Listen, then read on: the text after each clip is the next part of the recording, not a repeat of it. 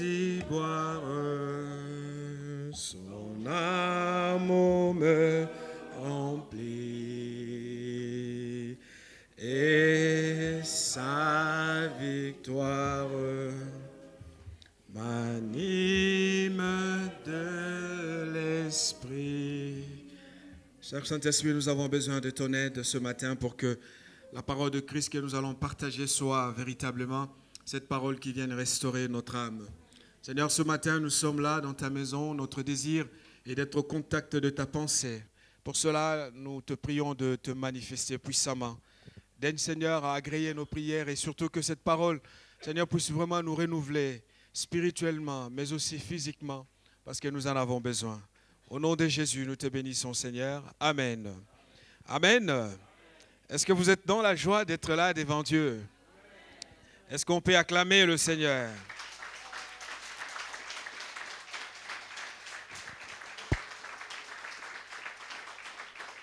Alléluia. Il est fidèle, notre Dieu. Il est bon. Nous allons nous asseoir. Je vous invite à lire ensemble avec moi le livre de Josué au chapitre 14. Josué chapitre 14. Les versets 1 à 13.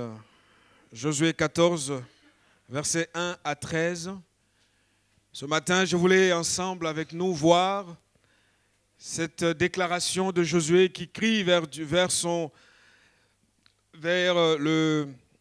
Caleb qui crie vers Josué en lui disant « Donne-moi cette montagne ». Et le thème que je peux proposer pour nous, une montagne pour promesse. Vous savez, les promesses ne dépendent pas de nous. Les promesses dépendent de Dieu qui les fait. C'est lui qui nous fait des promesses. Il y en a parmi nous qui ont certes reçu des promesses qui sont plus ou moins faciles d'accès. Et parfois on pêche lorsqu'on commence à faire des comparaisons. Pourquoi seulement lui comme cela?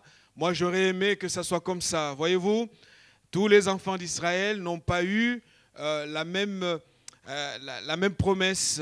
Donc, selon les tribus, chacun avait un territoire qui avait été distribué selon la souveraineté de Dieu.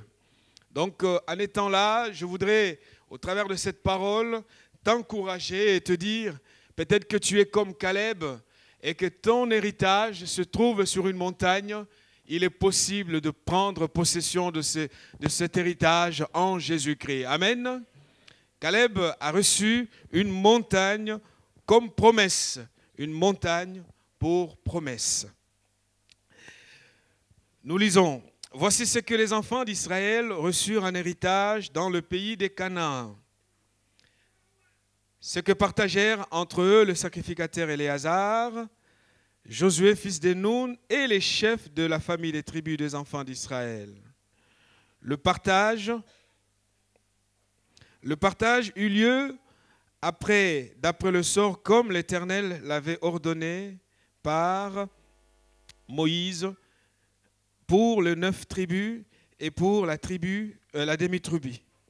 Car Moïse avait donné un héritage aux 2 tribus et à la demi-tribu de l'autre côté du Jourdain, mais il n'avait point donné aux Lévites d'héritage parmi eux. Le fils de Joseph formait 2 tribus, Manassé et Éphraïm, et l'on ne donna point de part aux Lévites dans le pays, si ce n'est les Lévites pour habitation. Si ce n'est des villes pour habitation et des banlieues pour des troupeaux, pour leurs troupeaux et pour leurs biens. Les enfants d'Israël se conformèrent aux ordres que l'Éternel avait donnés à Moïse et ils partagèrent le pays. Les fils de Juda, c'est là que ça commence, notre partie d'aujourd'hui. Les fils de Juda s'approchèrent de Josué à Gilgal. Et Caleb, fils de Jephuné, le Kénizien, lui dit, « Tu sais ce que l'Éternel avait déclaré à Moïse, homme de Dieu, au sujet de moi et au sujet de toi à Kadesh Barnéa. J'étais âgé de 40 ans lorsque Moïse, serviteur de l'Éternel, m'envoya de Kadesh Barnéa pour explorer le pays. Et je lui fis un rapport avec droiture de cœur.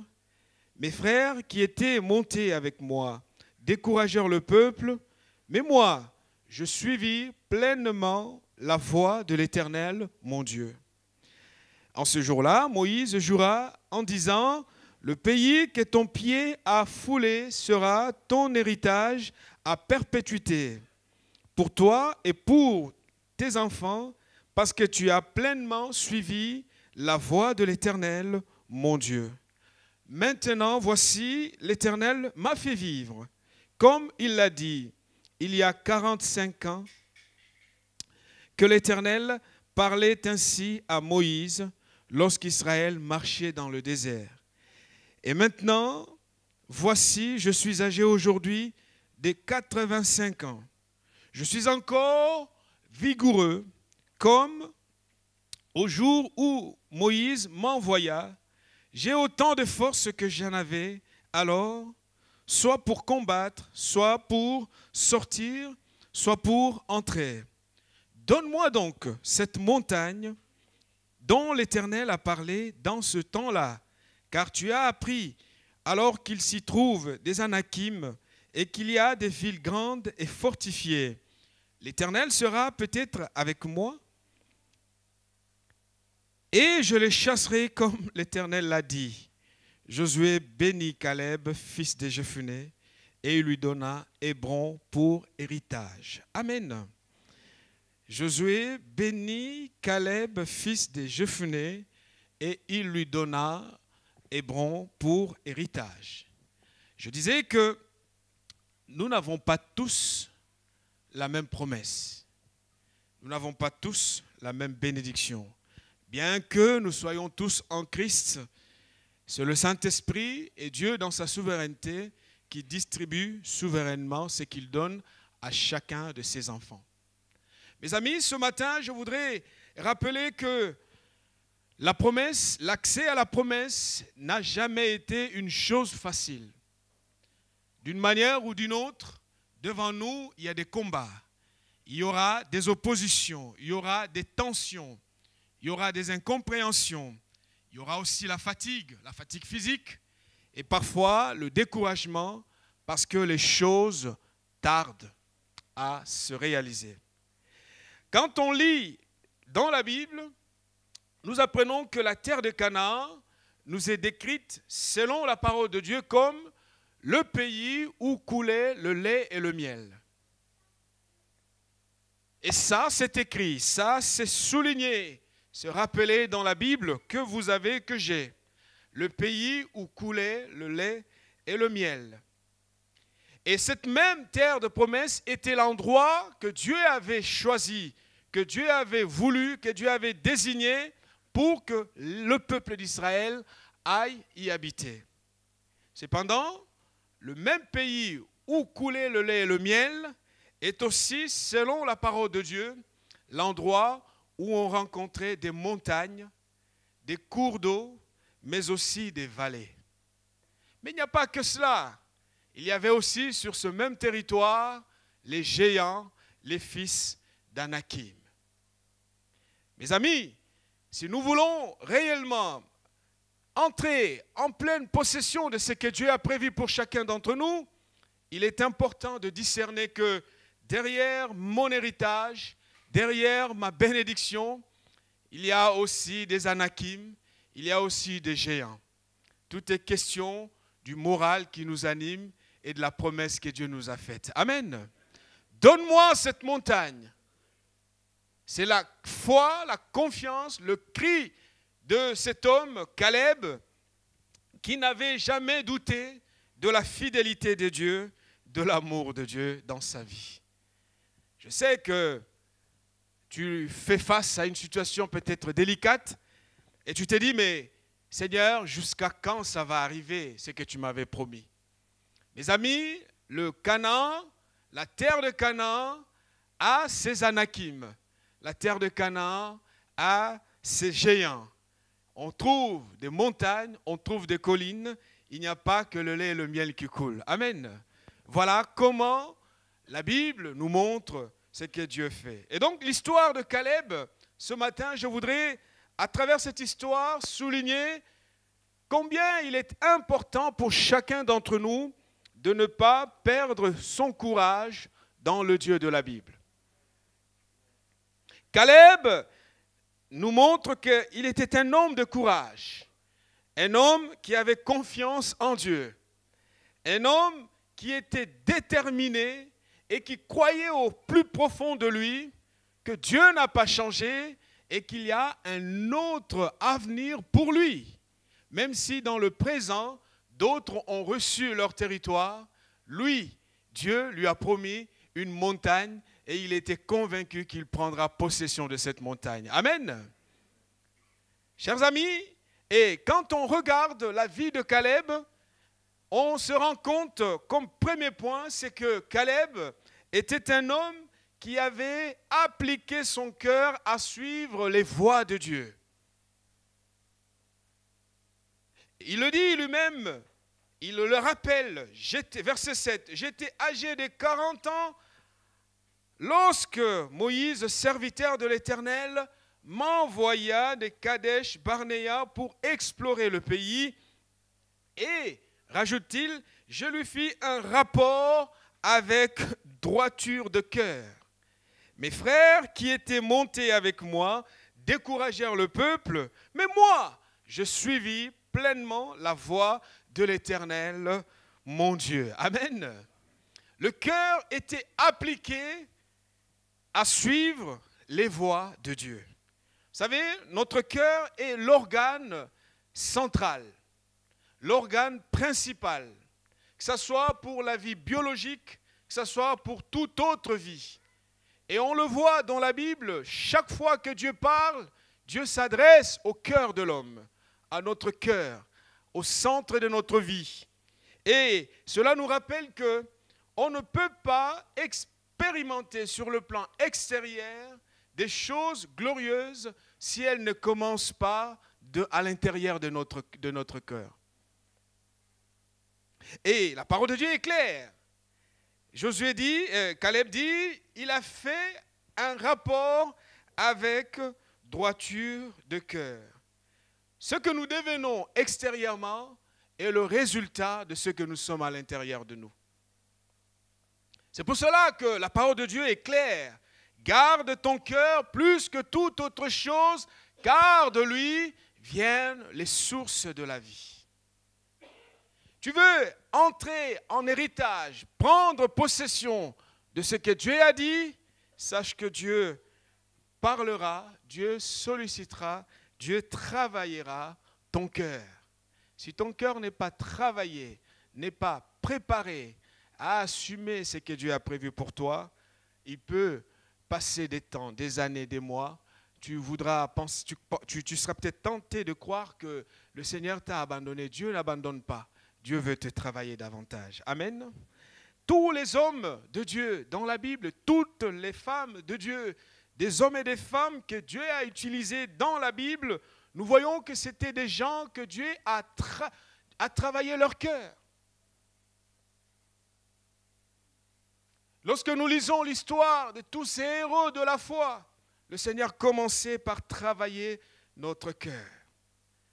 Et dans le cœur de Caleb, il y avait quelque chose de différent qui le distinguait des autres frères de la communauté qui, eux, ont découragé le peuple de Dieu avec des paroles négatives.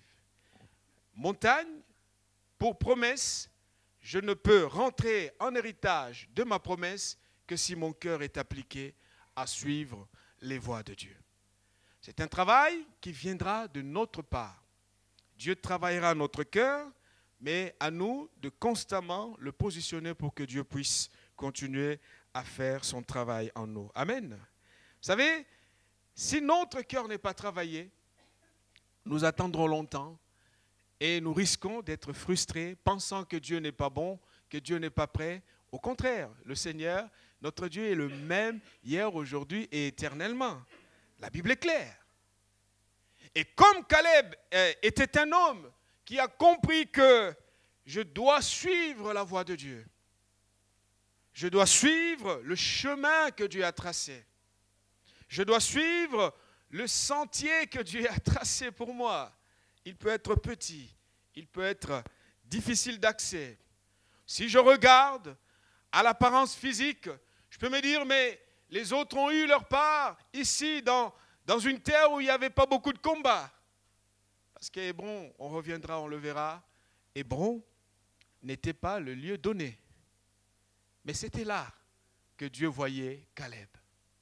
Dieu te voit peut-être à un endroit où tu te dis, est-ce que j'y arriverai? Quand tu regardes avec ta force humaine, tu te dis, mais est-ce que ça sera possible? Oui, ça sera possible si tu es de la race de Caleb. Amen. Dieu est fidèle. Caleb n'avait aucun doute à cela. Dieu est fidèle.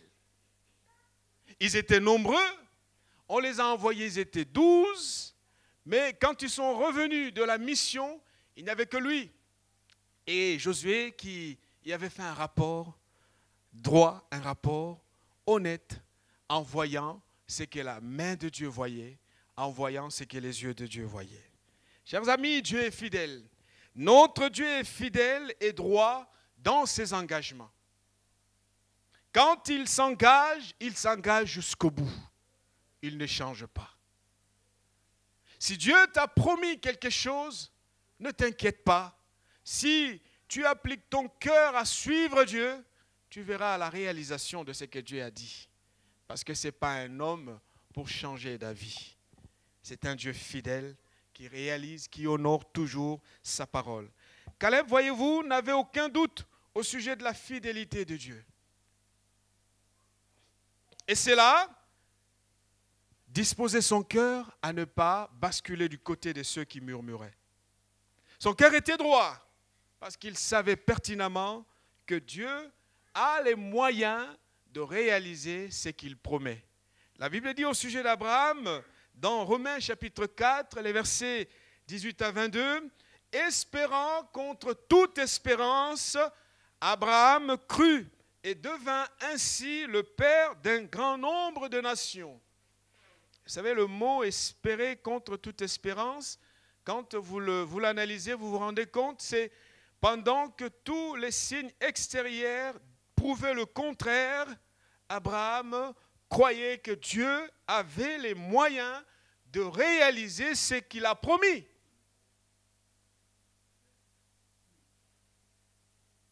C'est ça l'expression « espérer contre toute espérance ».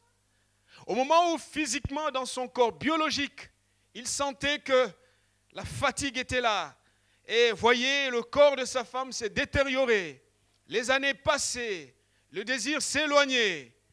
Abraham croyait toujours que Dieu allait faire ce qu'il a promis. Mes amis, Caleb était de cette race-là. Il a compris. Quelle est ta promesse? Qu'est-ce que Dieu a dit? Qu'est-ce que Dieu a dit pour toi? Qu'est-ce que Dieu a dit pour ta famille? Qu'est-ce que Dieu a dit pour notre Église? Qu'est-ce que Dieu a dit pour notre entourage? Notre héritage est sur la montagne. Nous croyons que nous irons la chercher et nous prendrons possession de cette montagne. Alléluia. Nous ne sommes pas des illuminés. Nous sommes des hommes et des femmes qui croyons à ce que Dieu a dit. Même si les signes extérieurs disent le contraire, la foi me dit que ça se fera. Parce que c'est la parole de Dieu. Donne-moi cette montagne. C'est l'Éternel qui l'a dit. Et si Dieu le dit, Dieu le fera. Et la Bible dit, telle sera ta postérité et sans faiblir dans la foi. Abraham ne considéra point que son corps était déjà usé, puisqu'il avait près de 100 ans, et que Sarah n'était plus en état d'avoir des enfants. Tous les signes extérieurs prouvent le contraire. Il ne douta point par incrédulité au sujet de la promesse. Vous savez, ce n'est pas mon corps qui conditionne la promesse de Dieu. Alléluia.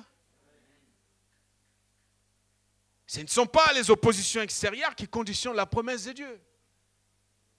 Si Dieu le dit, Dieu le fera. Mes amis, soyons des gens révoltés. Soyons des fous de Dieu.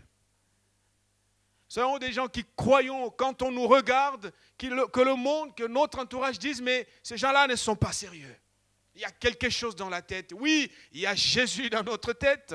Il y a la puissance de Dieu dans notre tête. Et nous croyons à ce que Dieu dit, parce que Dieu est capable de le faire. Et Abraham a tracé le chemin pour donner l'exemple. Les amis, si nous voulons que les éléments extérieurs puissent attester ce que nous croyons, ça ne s'appelle plus de la foi. La foi, c'est une folie. La foi, c'est un défi. La foi, c'est dire que Dieu est bon, Dieu le fera.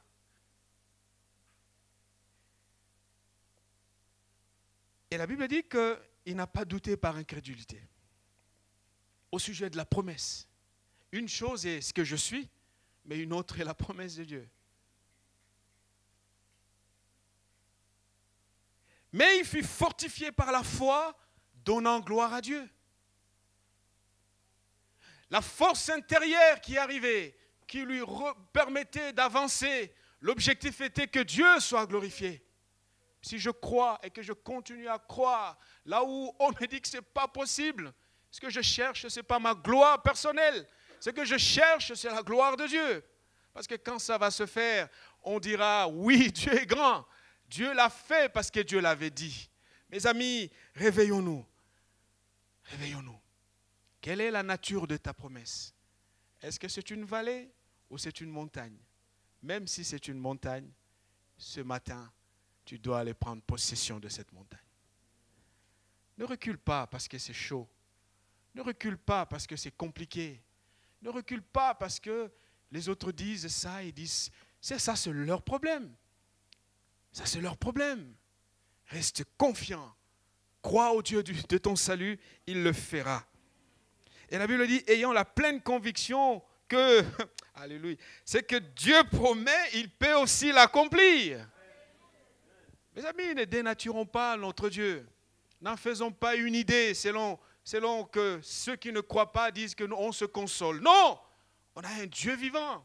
S'il promet, il le fera. Ce n'est pas mon problème. S'il a promis, il va le faire. Comment il va le faire? Je n'en sais rien, mais tout ce que je sais est que par la foi, j'attends et je reste convaincu que Dieu le fera. Quelle est ta montagne? Et la Bible termine en disant, c'est pourquoi. Vous savez, quand vous avez dans la Bible, c'est pourquoi, ça vient sceller tout ce qui vient avant. C'est pourquoi cela lui fut compté à justice. Au fait, Dieu, quand il regardait Abraham, il disait, mais ce gars-là, c'est quelqu'un, quoi. C'est pour cela que Dieu ne pouvait pas le juger par rapport à des égarements liés à la vie humaine. Parce que Dieu voyait le cœur d'Abraham.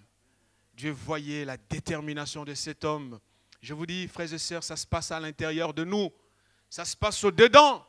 C'est là qu'on développe la rage, la colère et on voit ce qui va arriver.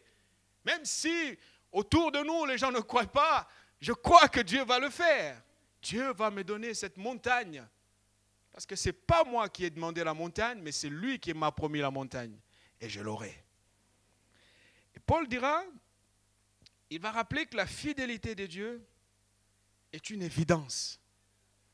Dans Timothée, 2 Timothée, il dit, si nous sommes infidèles, Dieu demeure fidèle. Vous savez pourquoi? Parce que Dieu ne peut pas se régner lui-même. Voilà la raison.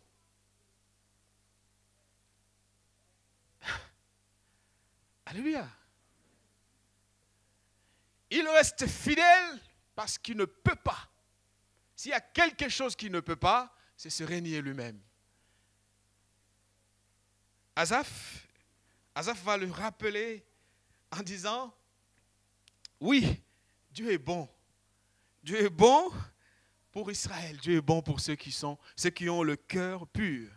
Il était sur le point de flancher, de faire comme les autres, d'aller dans l'autre direction.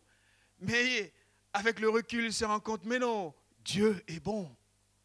Les amis, vous savez, le cœur de l'homme, le cœur d'un homme droit n'a aucun problème avec la souveraineté de Dieu.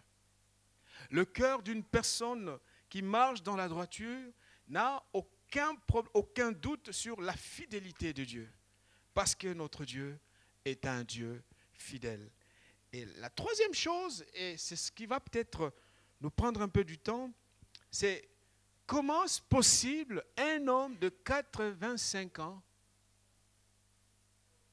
dire que j'ai autant de force que lorsque j'étais jeune.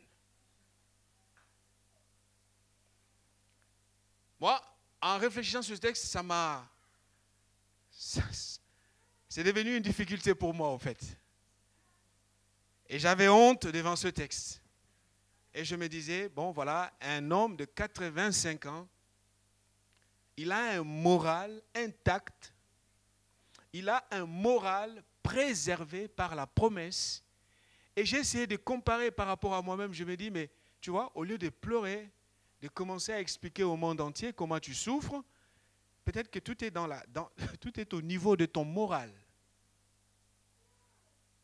Et Caleb m'a lancé un grand défi et je me suis incliné devant Dieu et j'ai confessé mon péché.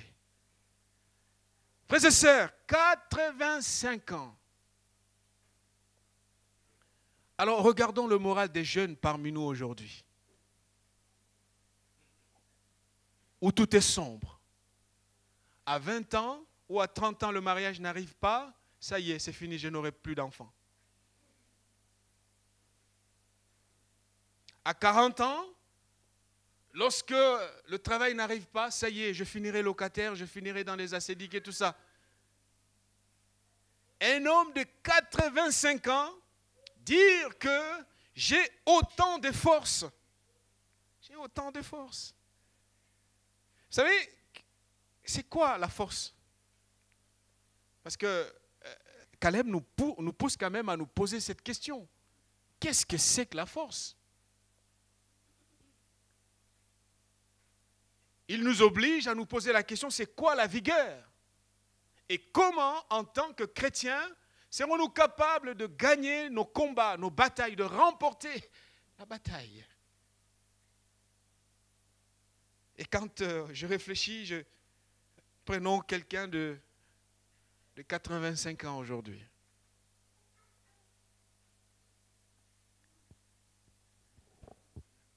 Alléluia. Non, mais essayez d'imaginer avec moi. Quelqu'un de 85 ans, en France, en 2013, et analyser son langage. Quel est le langage? Caleb n'était pas comme ça. Il n'était pas comme ça. Quel est notre moral? Soit Caleb se trompe, parce que comment est-ce possible à 85 ans on a encore autant de force comme lorsqu'on en avait 40? Soit il se trompe, soit il parle d'une autre force qui ne dépend pas des éléments extérieurs. On a vu des champions, des gens bien musclés et tout, devant un petit problème, eux commencent à fondre, en train de pleurer. Ce n'est pas une question d'âge, ce n'est pas une affaire des muscles, ce n'est pas une affaire de muscles. C'est là que ça se joue. Et c'est là que ça se joue. Au fait, pour Caleb, la véritable force, c'est celle qui vient de l'intérieur, car cette force qui vient de l'intérieur se nourrit de la promesse de Dieu. Et la parole de Dieu, l'apôtre Paul est clair à ce sujet, c'est pourquoi nous ne perdons pas courage. Même si notre homme extérieur se détruit, notre homme intérieur se renouvelle de jour en jour. Voilà d'où vient la force. Voilà ce qui donne la force. L'homme intérieur se renouvelle et il permet à l'homme extérieur de ne pas perdre courage. Un jour, une chenille et un papillon se sont rencontrés. C'est une histoire vraie.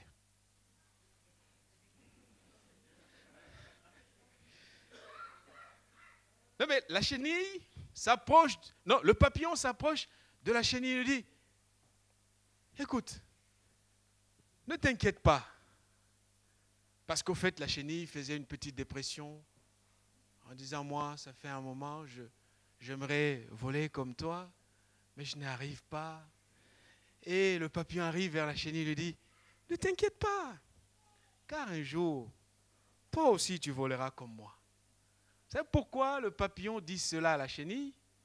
Ce n'est pas pour le calmer ou le consoler. Le papillon se fonde sur un principe réel. Dans une chenille, il y a tout ce qu'il faut pour que demain ils prennent l'envol et qu'ils volent comme le papillon. Mes amis, c'est là que ça se joue. Il n'y avait pas à rajouter. Naturellement, la chenille qui est en train d'avoir des soucis, qui rampe comme ça par terre et tout, son avenir, c'est demain prendre l'envol. Ce matin, peut-être que tu te poses des questions comme la chenille, mais sache que dans ton ADN, tu es un papillon qui volera. Tu n'as pas besoin de gêner, de crier, mais ça va arriver. Tout est question de comprendre où est la vraie force. Et le prophète Ésaïe va le dire. Il va défier la jeunesse. Il va défier tous ceux qui ont le moral dans les chaussettes. Il va rappeler que la force véritable qui nous permet d'entrer en possession de notre héritage est une affaire de confiance renouvelée dans le Dieu de la promesse.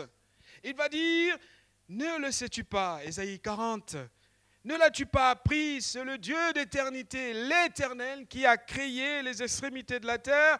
Il ne se fatigue point et il ne se lasse point. On ne peut sonder son intelligence. Il donne de la force à celui qui est fatigué et il augmente la vigueur de celui qui tombe en défaillance. Les adolescents se fatiguent. Les adolescents d'aujourd'hui, où est l'énergie? La jeunesse d'aujourd'hui, elle est où l'énergie? Ce n'est pas une affaire d'âge, mes amis. Ce n'est pas une affaire de muscles. Et la Bible dit, et les jeunes hommes chancellent. Mais ceux qui se confient en l'Éternel renouvellent leur force. Ils prennent leur vol comme les aigles. Ils courent et ne se lassent point. Ils marchent et ne se fatiguent pas. Voilà ce qui était la clé, la force de Caleb. Parce qu'en l'Éternel, il s'est confié. Dieu lui redonnait une force nouvelle. Chers amis, aussi longtemps que nous portons en nous les promesses de Dieu, rappelons-nous d'une chose, nous repoussons l'échéance de la mort. Vous êtes d'accord avec moi? Alléluia. On repousse l'échéance de la mort. Parce que je ne peux pas mourir avec les promesses de Dieu. Ah non, moi non. Il faut que je sois vidé totalement de tout ce que Dieu a dit avant de partir. Vous savez pourquoi? Je ne veux pas enrichir le cimetière. Quelqu'un a dit que c'est au cimetière qu'il y a beaucoup de talent. On enrichit le cimetière, chers amis, ça c'est grave. Les enfants de Dieu, nous devons tout donner à notre génération. Avant de partir, que je puisse partir comme Abraham, dont il est dit qu'il était rassasié des jours. Ce n'est pas une obsession de la durée de vie. Je dis qu'aussi longtemps qu'au fond de moi, il y a ce que Dieu a dit, je refuse de mourir. Je dois tout donner. C'est pour cela que je travaille, je donne le meilleur de moi-même pour que Dieu ne me regarde pas en disant « Mais pourquoi tu arrives si tôt comme ça avec des choses que j'avais encore prévues ?» Réfléchissons bien sur la question des talents.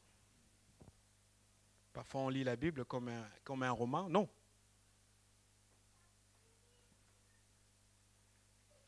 Vous savez, lorsqu'Abraham était sur le point d'offrir Isaac, qu'est-ce qui se passe?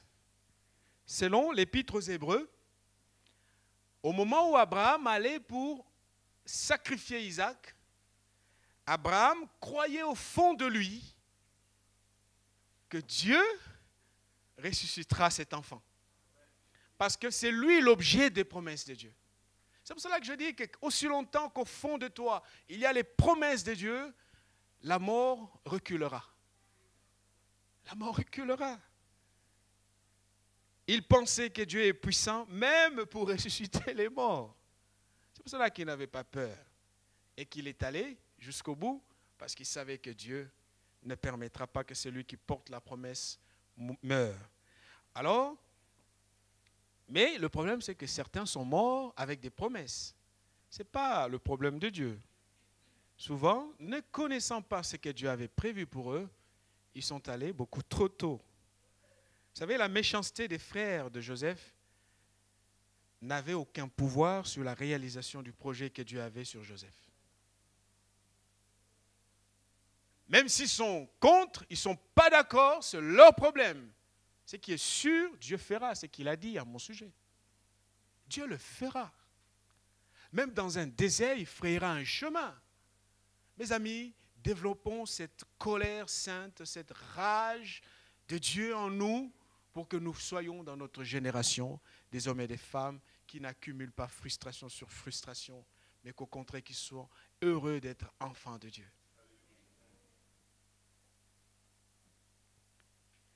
Joseph va dire, vous aviez médité de me faire du mal, Dieu l'a changé en bien. Pourquoi tu vas perdre ton énergie à te défendre? Ne te défends pas. Laisse Dieu te défendre. C'est pas parce que Saul était contre l'appel de Dieu sur la vie de David que les flèches de Saul allaient atteindre David. Jamais. Il a osé pourtant. Il a fait. Mais ça n'a jamais touché David. Parce que la Bible dit, toute arme forgée contre toi sera... Et toute langue qui s'élève en justice contre toi, tu la condamneras. Tel est l'héritage des serviteurs de l'Éternel. Est-ce qu'il y a des serviteurs de l'Éternel ici? Voilà notre héritage. Voilà notre héritage. Alors prenons notre montagne. Amen.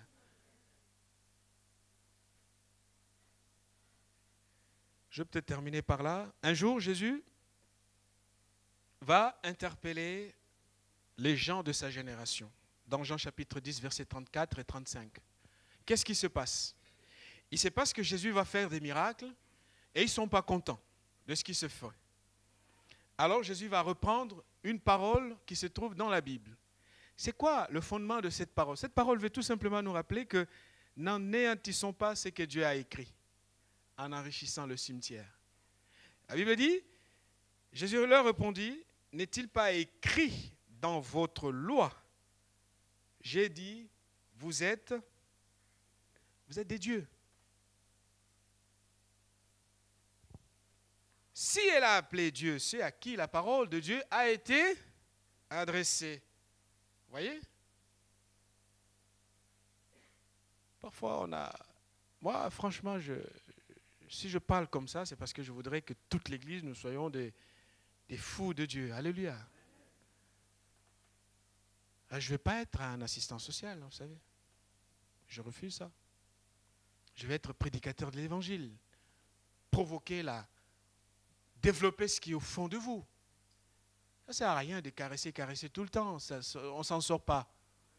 On va tourner en rond comme ça. Ce que je veux, c'est de développer ce que Dieu a donné dans chacun. Prêcher, crier, parler, provoquer cette rage, parce que c'est elle qui engendre les changements. Et Jésus va rappeler que vous êtes en train de mourir comme des hommes, pourtant il est dit à votre sujet que vous êtes des dieux.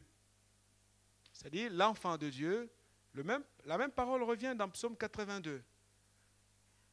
C'est là que ça commence, où il est dit, vous êtes des dieux, vous êtes tous fils du Très-Haut, cependant vous mourrez comme des hommes. Vous savez, il y a des enfants de Dieu qui ont un mauvais sort tout simplement parce qu'ils ne comprennent pas à quoi Dieu les appelle. Caleb avait le choix de dire, Hébron est occupé. En plus, il est occupé par les Anakim.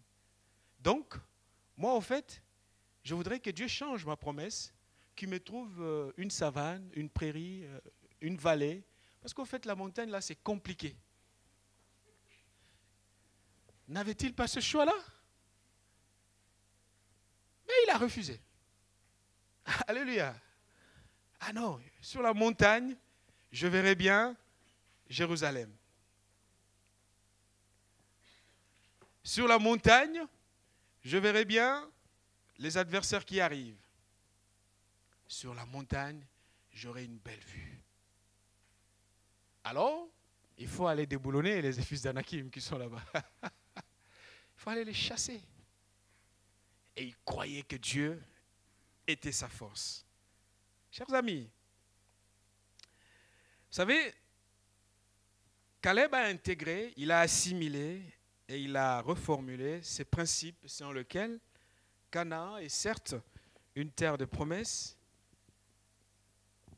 où se trouvent des cours d'eau, où le lait et le miel coulent,